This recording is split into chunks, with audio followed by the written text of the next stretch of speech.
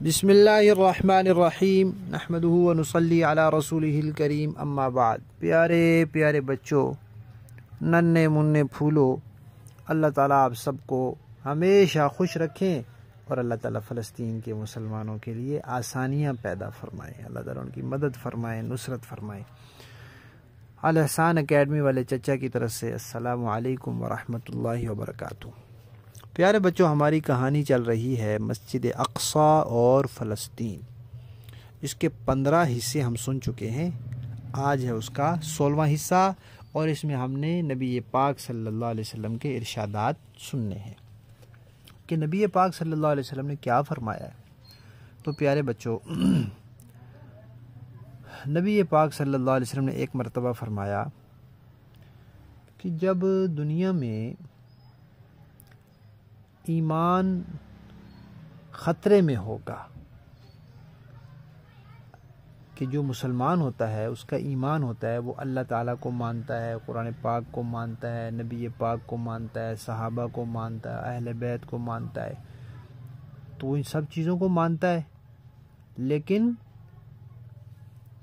ایسے ایسے لوگ آئیں گے، ایسی تقریریں سامنے آئیں گی، ایسی کتابیں سامنے آئیں گی، ایسے لیکچر اور چیزیں سامنے آئیں گی کہ بندہ شک شبے میں پڑ جائے گا کہ پتہ نہیں اللہ تعالیٰ ہیں بھی یا نہیں ہے، نعوذ باللہ، پتہ نہیں نبی پاک اللہ کے رسول ہیں بھی یا نہیں، پتہ نہیں آخری رسول ہیں یا نہیں۔ جو بھی اس طرح کے شک شبے وہ ڈالنے شروع کریں گے تو اس کو کہتے ہیں فتنہ۔ یہ ایمان کے لیے فتنہ ہے، ایمان خطرے میں پڑ جائے گا۔ جو ایسی لوگوں کی باتیں سنے گا، ان کی چیزیں پڑھے گا، اس کے دماغ میں شک شبے آ جائیں گے تو وہ پھر چھوڑ دے گا، اللہ کو چھوڑ دے گا، وہ اسلام کو چھوڑ دے گا، وہ پھر مسلمان تو نہیں نہ رہے گا۔ تو نبی پاک صلی اللہ علیہ وسلم نے فرمایا کہ جب ایسا وقت ہوگا، ایسی صورتحال ہوگی کہ ہر طرف فتنے ہوں گے، ایمان خطرے میں ہوگا، تو اس وقت ملک شام میں ایمان محفوظ ہوگا، یعنی شام والے اتنے پکے مومن ہوں گے، فلسطین والے، شام والے، ان کا ایمان پکا ہوگا۔ کتنی اچھی بات ہے۔ اسی طرح پیارے بچوں، موسیٰ علیہ السلام کے بارے میں بھی آتا ہے کہ جب ان کی موت کا وقت آیا نا، تو اللہ تعالیٰ نے فرشتے کو بھیجا۔ پھر وہ قصہ لمبا ہے، کبھی سنائیں گے آپ کو انشاءاللہ۔ تو ان کو جب بتا دیا، خود سے تو نہیں نہ کسی کو پتا ہوتا کہ میں نے کب مرنا ہے، نبیوں کو بھی نہیں پتا ہوتا، تو اللہ تعالیٰ نے بتایا ان کو کہ آپ کی وفات کا وقت آ گیا ہے۔ تو انہوں نے دعا کی کہ یا اللہ مجھے مسجد اقصی کے قریب کر دیں، میں اس برکت والی جگہ کے قریب فوت ہونا چاہتا ہوں۔ اور پیارے بچوں، جب نبی پاک صلی اللہ علیہ وسلم معراج پر گئے تھے، اللہ تعالیٰ آپ کو مسجد اقصی لے گئے تھے، تو وہاں اللہ تعالیٰ نے نبی پاک صلی اللہ علیہ وسلم کو دکھایا۔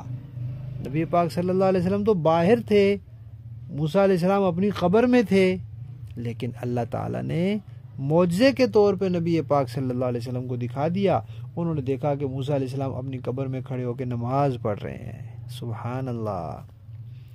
نبیوں کو نماز پڑھنے میں لطف آتا ہے، مزہ آتا ہے۔ جیسے ہم کوئی مزیدار چیز کھاتے ہیں نا تو ہمیں مزہ آتا ہے، پھر ہم کھاتے ہیں، یا کوئی پڑھنے کی مزیدار کہانی ہو، چیز ہو تو ہم پڑھتے ہیں، دیکھنے کی کوئی چیز ہو تو ہم دیکھتے ہیں۔ تو نبیوں کو نماز میں لطف آتا ہے۔ تو موسیٰ علیہ السلام نے یہ دعا کی تھی اور اللہ تعالیٰ نے ان کو قریب کر دیا۔ اسی طرح پیارے بچوں، اللہ تعالیٰ کے نبی تھے حضرت سلیمان علیہ السلام۔ انہوں نے اللہ تعالیٰ سے دعا کی، کیونکہ یہ بیت المقدس کی ایک بہترین تعمیر انہوں نے کروائی تھی۔ تو انہوں نے دعا کی کہ یا اللہ، جو بندہ، جو مسلمان یہاں آئے، یعنی صحیح ایمان والا، صحیح عقیدے والا بندہ یہاں آئے، اور اس کی نیت کیا ہو کہ وہاں جا کے میں نے نماز پڑھنی، اور اس کا کوئی مقصد نہ ہو، تو یا اللہ آپ اس کو، اس کے گناہوں کو معاف کر دیں اور ختم کر دیں، اور اس ایسے کر دیں اس کو کہ جیسے بندہ جس دن پیدا ہوتا ہے نا، اس کے کوئی گناہ نہیں ہوتے، ایسے ہو جائے وہ۔ یہ پیارے بچوں سلیمان علیہ السلام کی دعا ہے بیت المقدس کے بارے میں۔ اور ایک اور روایت میں ہے کہ نبی پاک صلی اللہ علیہ وسلم سے سوال کیا گیا کہ جب مشکلات ہوں، لوگ عجیب عجیب باتیں کر رہے ہوں تو پھر ایمان کی حفاظت کے لیے ہم کہاں جائیں؟ تو نبی پاک صلی اللہ علیہ وسلم نے فرمایا پھر بیت المقدس جاؤ، پھر وہاں ایمان کی حفاظت ہوگی۔ اور پیارے بچوں ایک اور بات سناتے ہیں، باقی باتیں انشاءاللہ پھر کل سنائیں گے۔ نبی پاک صلی اللہ علیہ وسلم نے فرمایا کہ میری امت کے کچھ لوگ بیت المقدس مسجد اقصی کے دروازوں کے آس پاس جہاد کرتے رہیں گے، کافروں کی پٹائی کرتے رہیں گے، ان سے لڑتے رہیں گے، ان کو مارتے رہیں گے اور خود بھی شہید ہوتے رہیں گے، شہید ہو کر اللہ تعالیٰ کے مہمان بنتے رہیں گے۔ پھر پتہ کیا فرمایا کہ جب لوگ لڑائی کرتے ہیں تو کچھ لوگ ان کا ساتھ دیتے ہیں، کچھ چھوڑ دیتے ہیں ان کا ساتھ۔ تو فرمایا جو ان کا ساتھ چھوڑ دیں گے تو اس سے مجاہدین کو کوئی نقصان نہیں ہوگا، نقصان ان کو ہوگا جو ان کا ساتھ چھوڑ دیں گے، اللہ تعالیٰ ان سے ناراض ہوں گے۔ اور پھر پتہ کیا فرمایا؟ پھر فرمایا کہ وہ مجاہدین جو ہوں گے نا وہ جیتیں گے، وہ فتح والے ہوں گے، وہ غالب ہوں گے، قیامت تک وہ غالب ہوں گے۔ مطلب ان کو ختم کوئی نہیں کر سکے گا کہ بالکل ختم کر دے، نام و نشان ہی نہ، ایسے کوئی بھی نہیں کر سکے گا۔ یہ پیارے بچوں نبی پاک صلی اللہ علیہ وسلم کے ارشادات ہیں مسجد اقصی کے بارے میں، فلسطین کے اور بھی ہیں، انشاءاللہ کل ہم اور بھی سنیں گے۔ ٹھیک ہے، ہماری کہانی مسجد اقصی اور فلسطین کا 16واں حصہ ختم۔